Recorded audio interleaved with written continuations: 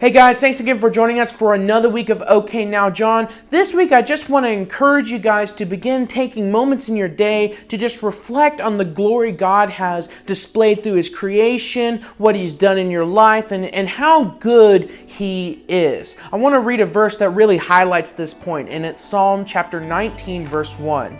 It says, "The heavens declare the glory of God, and the sky above proclaims His handiwork."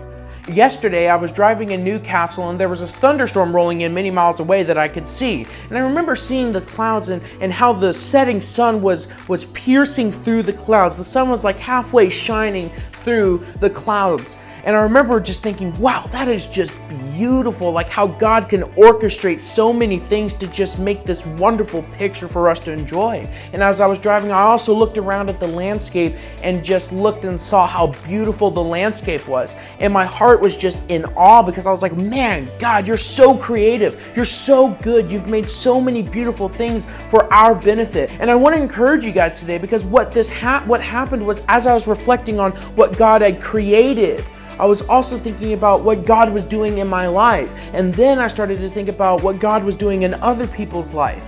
And that moment of reflection, of just thinking about God's creation, inspired me to pray to Him, to just take a moment to just talk with God. And then as I was talking with God, I was praying for people who had asked me to pray for them. And then I was praying for people who I knew needed prayer. And then I started just praising and worshiping the Lord, all because I took a moment to just reflect on His creation. And I want to encourage you guys to do the same.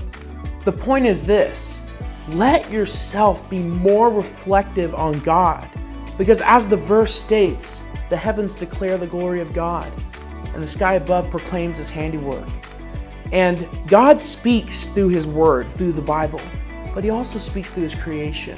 So never let yourself get distracted by all the worldly things, and just today, take a moment to reflect on the goodness and the love of God. I love you guys, and I'll see you guys next week.